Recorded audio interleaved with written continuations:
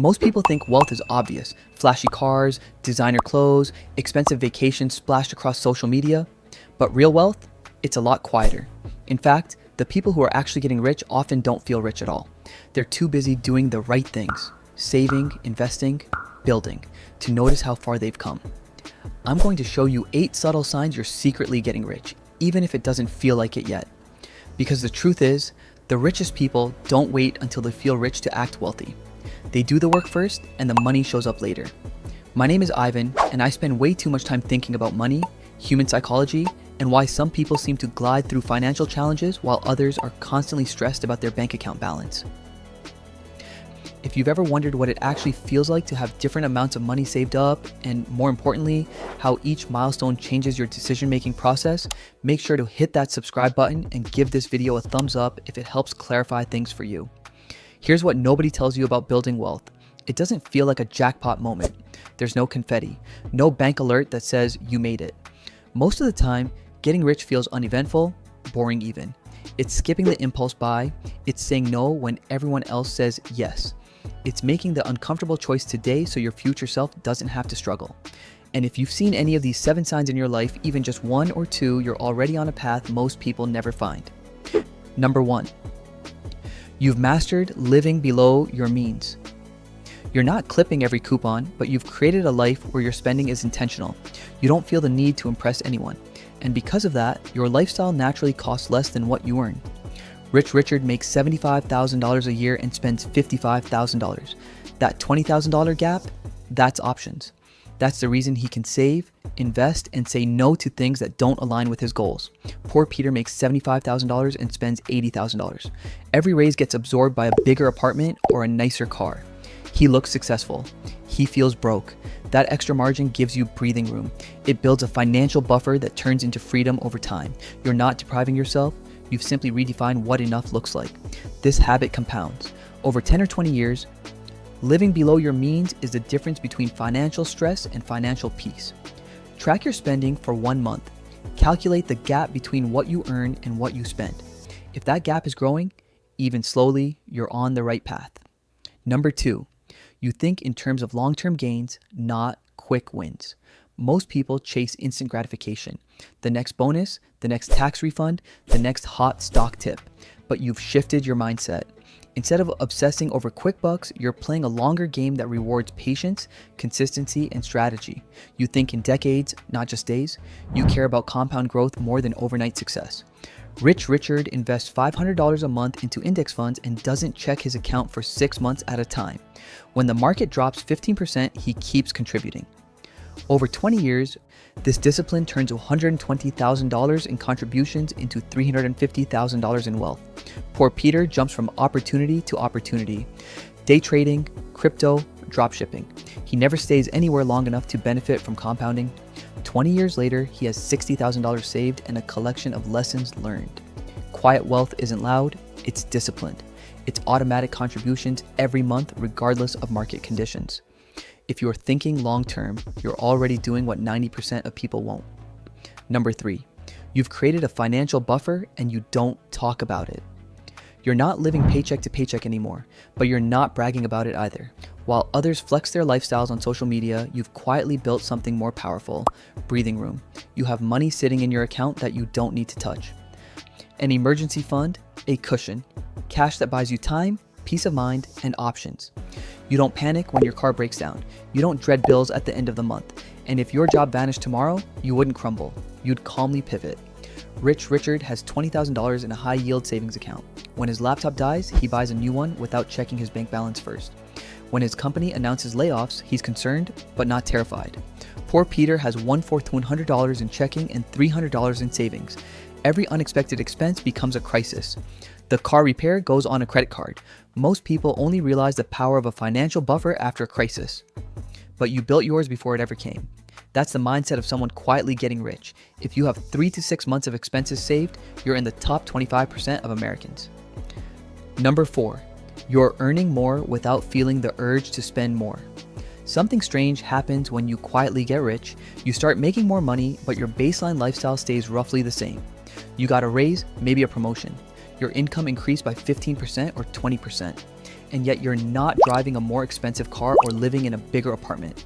This is lifestyle inflation immunity. Most people experience lifestyle creep.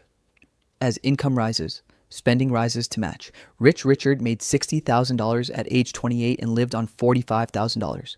He got promoted to $80,000 at age 32 and still lives on $48,000.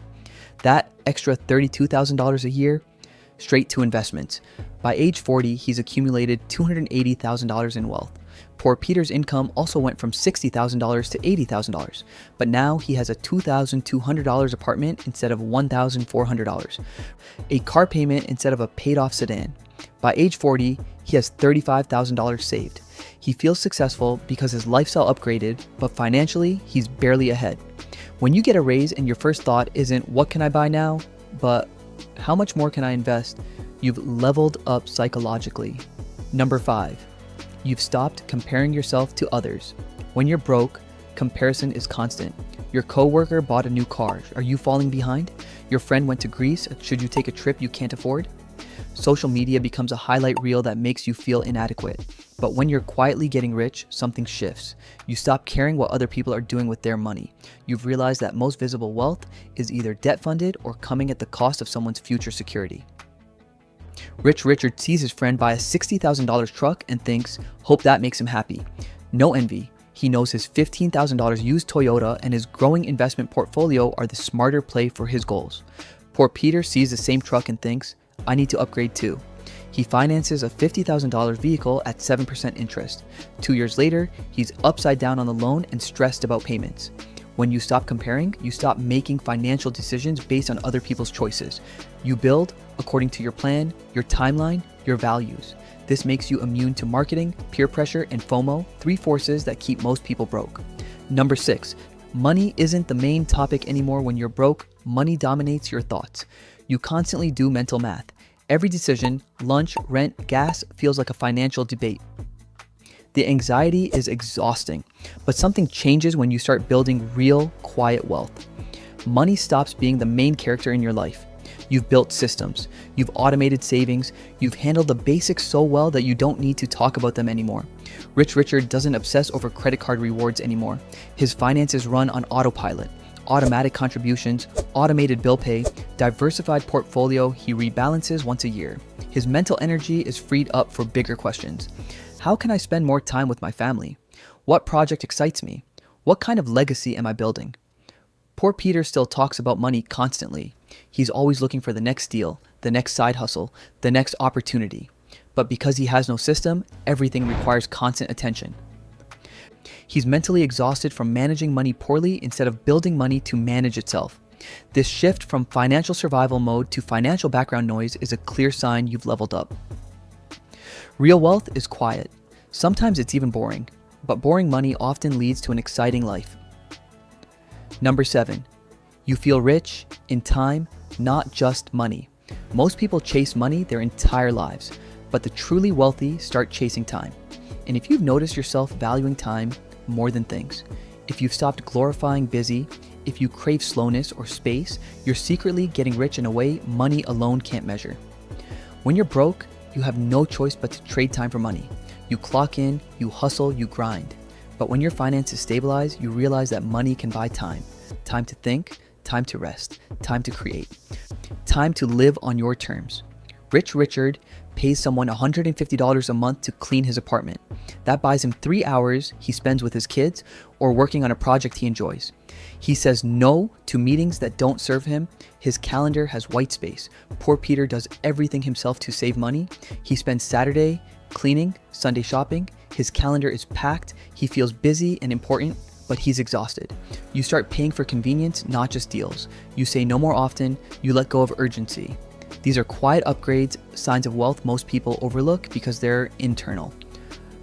Real wealth isn't just about what's in your account. It's about how free you feel when you wake up in the morning. Number 8, you've stopped making excuses and started taking ownership. When you're quietly getting rich, something fundamental shifts in how you talk about money. You stop blaming external circumstances and start taking full ownership of your financial reality.